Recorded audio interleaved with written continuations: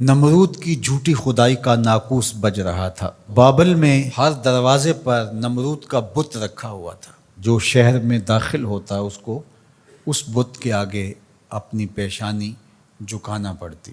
اللہ نے حضرت ابراہیم علیہ السلام کو رشد و ہدایت کا نور دے کر کے اس دنیا کے اوپر بھیجا۔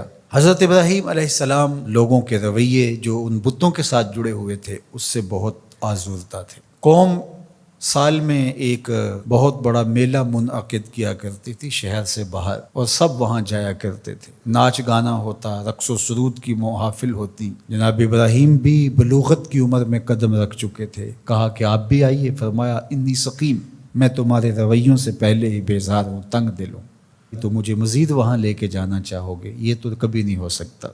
تو وہ بتوں کے آگے مختلف اشیاء رکھ کے چلے جاتے تھے۔ تو ابراہیم علیہ السلام گھر سے نکلے، ہاتھ میں کلہاڑا لیا اور ان کے مرکزی بت خانے میں داخل ہو گئے۔ دیکھا کہ انواع و اقسام کے کھانے ان بتوں کے سامنے پڑے ہیں، تو کہا کھاتے نہیں ہو؟ اب وہ کیا جواب دیں؟ مجسمے ہیں پتھر کے۔ تو دوسرا سوال کیا، ما لکم لا تنطقون، بولتے نہیں ہو؟ کچھ بولو نا، کیوں نہیں کھاتے ہو؟ قرآن نے تعبیر کیا اس انداز کو، تو دائیں ہاتھ سے زور کی ضرب ماری، فجعلہم جزازا، ان کے ٹکڑے ٹکڑے کر کے رکھ دیے، چورا چورا کر دیا۔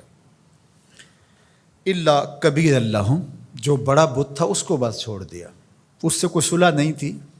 یہ حضرت ابراہیم کا ایک طریق تھا۔ اب وہ میلہ دیکھ کر واپس آئے۔ ان کی عادت یہ تھی کہ واپس آ کے سب سے پہلے بت خانے میں ہی آتے۔ تو وہاں دیکھا کہ ان کے جھوٹے خداؤں کا کسی نے تیا پانچا کر کے رکھ دیا۔ ظاہر ہے کہ ان کے خداؤں کے ساتھ یہ ہوا تھا تو ان کی تو عقیدت وابستہ تھی۔ ان کے پروہت چیخنے لگے، پجاری رونے لگے، اور عجیب شور مچ گیا، ہمارے خداؤں کے ساتھ کوئی یہ کیسے کر سکتا ہے؟ ظالمین سے ہے جس نے یہ کیا ہے۔ شہر کا شہر جمع ہو گیا، آیان سلطنت جمع ہوئے۔ انہوں نے کہا کہ ایک ہی نوجوان ہے اس پوری معاشرت میں جو ان بتوں کی برائی بولتا ہے، تو یہ اسی کا کیا دھرا ہو سکتا ہے، اور کون کر سکتا ہے؟ کہا اس کو لوگوں کے سامنے لاؤ۔ اللہ اکبر، ہزاروں کا مجمع ہے، نمرود سے لے کر کے حکومت کے کارندوں تک سب موجود ہیں۔ اور حضرت ابراہیم علیہ السلام، چڑھتی جوانی، عنفوان شباب، پیشانی پہ چمکتا ہوا نور، روشن اور تاباں چہرہ، توحید کا اجالا آپ کی آنکھوں سے پھوٹتا ہوا، زیر لب ہلکی سی مسکراہٹ، دربار میں پہنچے۔ جذبات سے بھرے ہوئے تھے، بفر سب بول پڑے، کوئی ادھر سے شور مچ گیا۔ قالوا انت فعلت ھذا بآلہتنا یا ابراہیم، اے ابراہیم ہمارے ان خداؤں کے ساتھ تو نے یہ سلوک کیا ہے؟ ان کے لہجوں سے شرارے برس رہے تھے، آنکھیں ہیں کہ نوچ لیں گی جناب ابراہیم علیہ السلام کو۔ جلاد تیار کھڑے تھے کہ حکم شاہی آئے اور ہم تکہ بوٹی کر کے رکھ دیں۔ آگے سے جواب سنیے کیا آتا ہے۔ قال بل فعلہ کبیرہم، کب بڑے نے کیا ہوگا، کلہاڑا تو اس کے کندھے پہ پڑا ہے۔ اچھا یہ نہیں بولتا تو ان سے پوچھ لو تمہارے ساتھ یہ کس نے کیا ہے، یہ اپنے خداؤں سے پوچھ لو۔ اللہ اکبر، یہ کاٹ تو کلہاڑے کی کاٹ سے بھی سخت تھی۔ یہ جو بفر کے اچھل کے باتیں کر رہے تھے، اپنے ضمیر کی طرف پلٹے، اور اندر سے ضمیر نے کیا آواز دی، تم خود ہی ظالم ہو، جو اپنا دفاع نہیں کر سکتے تمہارے معبود کیسے ہو سکتے ہیں؟ اپنے سروں کو جھکائے ہوئے آیان سلطنت بھی، اور بڑے بڑے پروہت، اور بڑے بڑے پجاری، اور بڑے بڑے قبیلوں کے سردار، وزیر مشیر، سب کے سر جھک گئے، اور جھکے ہوئے سر سے آنکھیں چار نہیں کر سکتے تھے، اور بولتے کیا ہیں، لقد علمت ما هؤلاء ينطقون، ابراہیم تو جانتا ہے یہ بولتے نہیں۔ بس اسی موقع کے انتظار میں تھے حضرت ابراہیم۔ پھر حضرت ابراہیم کھڑے ہوئے، اللہ کا پیغمبر بولنے لگا، قال افتعبدون من دون اللہ ما لا ينفعکم شیئا ولا یضرکم اف لکم ولما تعبدون من دون اللہ افلا تعقلون۔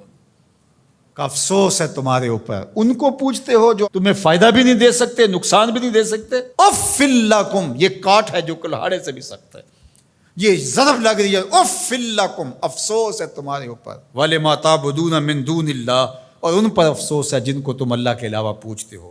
افلا تعقلون، تمہاری کھوپڑی میں دماغ نہیں؟ سوچو تو صحیح، اب اس کا کیا جواب ہو سکتا تھا؟ جب جواب نہ ہو، دلیل اور استدلال کی زبان بند ہو جائے تو پھر اوچھے ہتھ کنڈوں پہ لوگ آ جاتے ہیں، کیسے جلا دو، اور اپنے خداؤں کی مدد کرو۔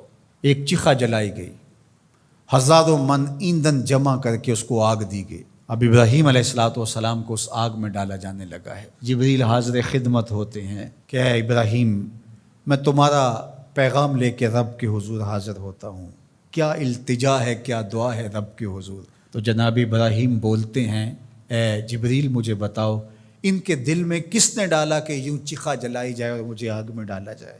کہا رب جلیل نے۔ کہا جلیل کی یہ مرضی ہے تو خلیل کی بھی یہی مرضی ہے۔ جے سونا میرے دکھ وچ راضی، جے سونا میرے دکھ وچ راضی، میں سکھ نو چلے ڈاواں۔ اگر وہ اس بات پہ راضی ہے کہ میں جلوں تو 100 بار جلنے کے لیے تیار۔